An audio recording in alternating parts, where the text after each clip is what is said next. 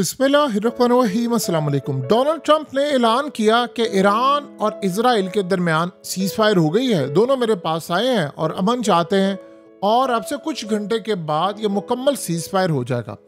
जब Donald Trump ने ये ऐलान किया तो इस वक्त आप ये मनाजिर देख सकते हैं कि ईरान ने इस वक्त मिसाइलों की बरसात कर दी है और ये मिसाइल इस वक्त बीरशेबा, ये बेसिकली एक सिटी है साउदर्न इजराइल में, और ये तकरीबन तेल अवीव से 115 किलोमीटर दूर है और यरूशलेम से 120 किलोमीटर दूर। यहाँ पर इस वक्त अटैक हो गया है और ये इतना ख़तरनाक अटैक है कि डोनाल्ड ट्रंप के ऐलान करने के बाद जब ये अटैक हुआ है तो वहाँ पर इतनी तबाही हुई है कि पूरी की पूरी बिल्डिंग तबाह हो गई है और बहुत सारे इलाके इस वक्त यानी तबाही का शिकार हैं। और उससे भी बढ़कर मामला ये है कि इसराइल ने एडमिट किया है कि हमारे बहुत सारे लोग मारे गए हैं। यूजुअली आपको पता है कि इसराइल ऐलान नहीं करता होता कि इस तरह के मामला पे वो कहते हैं बस जख्मी हुए। उन्होंने खुद ऐलान किया है कि हमारे बहुत सारे लोग मारे गए हैं और बहुत तबाहकुन सूरत हाल इस वक्त हमें फेस करना पड़ रही है। उसके अलावा अब इतलात ये आ रही हैं कि तेल अवीव पर भी अटैक हो गया है और गालिबन अभी तक कंफर्म नहीं हो पाया, लेकिन निवातम बेस की जानिब भी मिसाइलों की इस वक्त रूमर्स आ रही है, लेकिन वो अभी तक ना तो कंफर्म किया है ईरान ने और ना इसराइल ने। सिर्फ आज़ाद मीडिया से ये बात सामने आ रही है। इस वक्त सूरत हाल ये पैदा हुई है कि ईरान ने अटैक किया है बीरशेबा बिल्डिंग पर और तबाहकुन सूरत हाल इस वक्त सामने आई है कि यानी आप सोचें कि सेंट्रल इसराइल में इस वक्त हर जगह पर सायरन बज रहे हैं। और ये मामला तब आता है जब ईरान, आपको पता है कि कतर के ऊपर हमला करता है और ये हमला डेफिनेटली बात है, उन्होंने कतर को पहले बताया था, हल्की नौयत के मिसाइल मारे थे जिसको कतर रोक सके, एक सिंबॉलिक हमला था।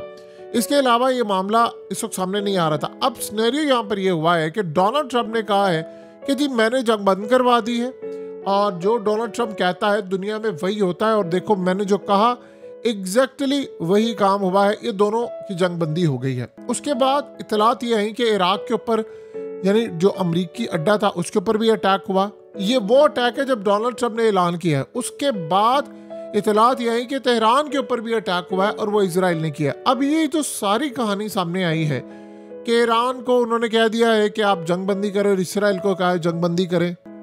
देखिए, पहली तो बात आप ये समझ लें कि ईरान के फॉरेन मिनिस्टर ने कहा कि ठीक है 4 बजे तक सुबह के अगर इसराइल हमला नहीं करता तो फिर हम भी नहीं करेंगे।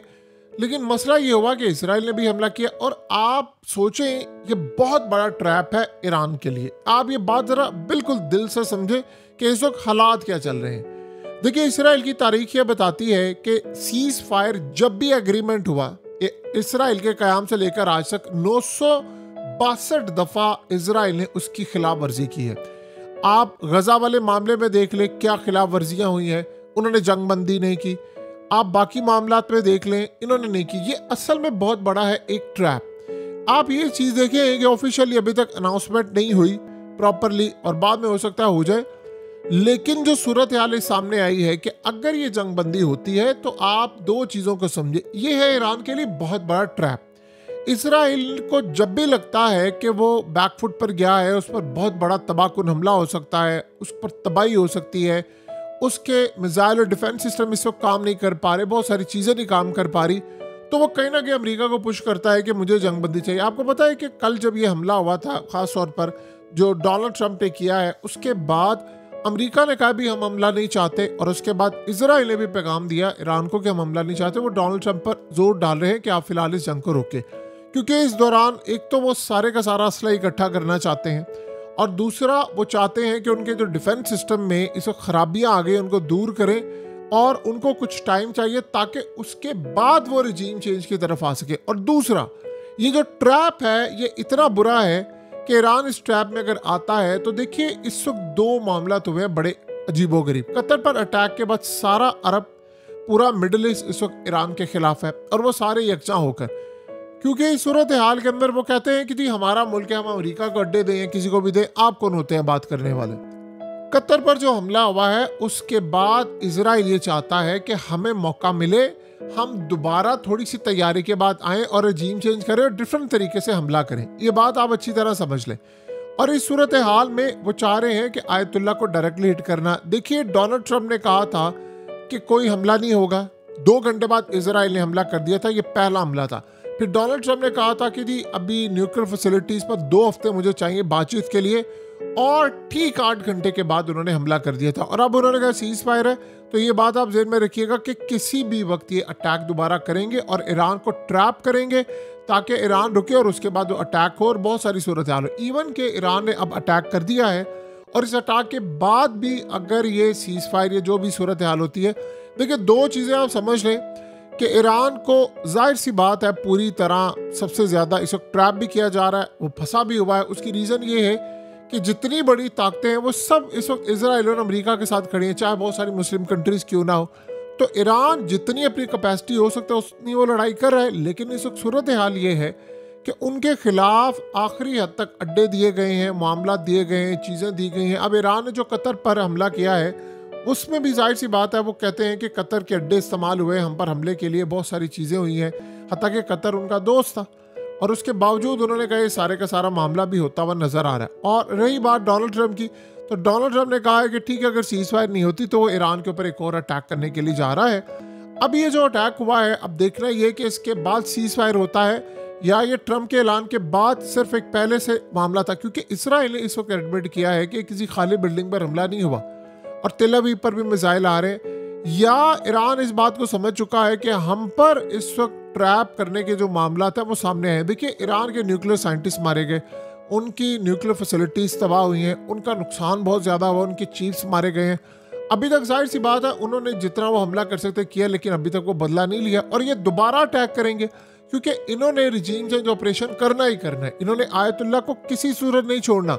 सो लिहाजा अब जो सूरत हाल सामने आ रही है उसमें ईरान अब जो हमला कर रहा है उसके बाद अगर वो ऐलान करता है तो फिर क्या होता है, फिर इजराइल कहेगा नहीं पहले मैं अटैक करूंगा जाकर, फिर वो अटैक करेगा, फिर क्या होगा। तो इसका मतलब है कि मामला इसी तरह चलते रहेंगे। डोनाल्ड ट्रंप असल में हीरो बनना चाहता है और वो दुनिया को बता देना चाहता है कि देखो मैं हूँ किंग, मैं जो कहता हूँ वो होता है। मैंने इंडिया पाकिस्तान की जंग बंद की, मैंने फलानी जंग बंद की, अब मुझे नोबेल पीस प्राइज दिया जाए, यानी नोबेल का पीस प्राइज मुझे दिया जाए, मैं सब जगह अमल लाता हूँ।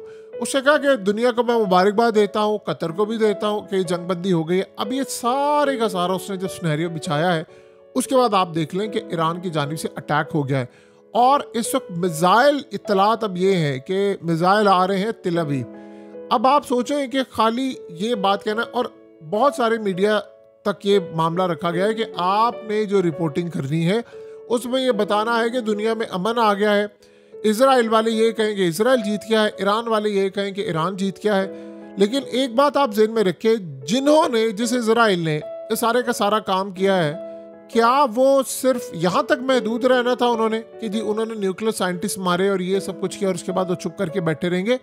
उन्होंने चुप नहीं करना, ये आप ज़हन में रख लें। उन्होंने अटैक करना है, करेंगे, और वो हर सूरत दोबारा आएंगे। उन्होंने पूरे का पूरा रीजन हासिल करना है, पूरा इलाका लेना है, तमाम चीज़ें लेनी है, पूरे के पूरे यानी खत्ते को उन्होंने हड़पना है।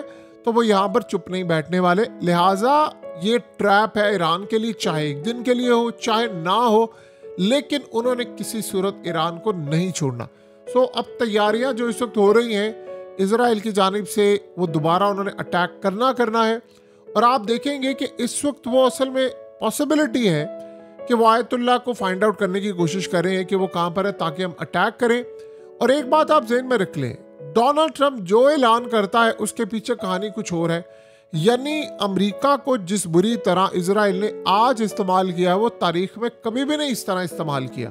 तो ये अटैक होगा। उन्होंने इस वक्त सिर्फ एक ट्रिक खेला है कि हम किस तरह इनको बेवकूफ़ बनाए सीज फायर के लिए। आप एक बात बताइए, जब ईरान के मुज़ाकरात चल रहे थे तो किसने अटैक किया? इजराइल ने। और जब यूरोप से मुज़ाकरात चल रहे थे तो किसने अटैक किया? अमेरिका ने।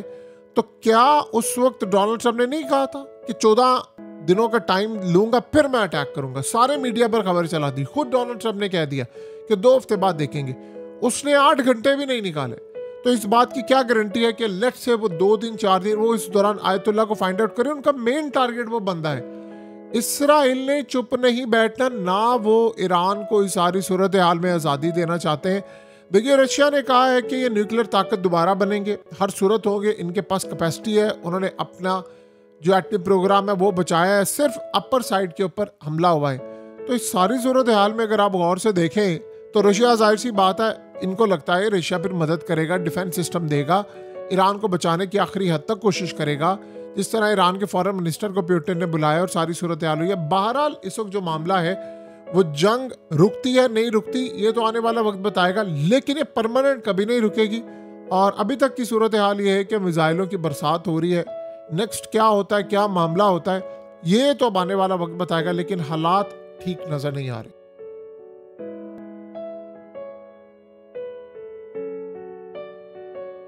हकीकत टीवी को सब्सक्राइब करना मत भूलें, वीडियो को लाइक करें, शेयर करें और कमेंट सेक्शन में अपनी राय का इजहार ज़रूर करें।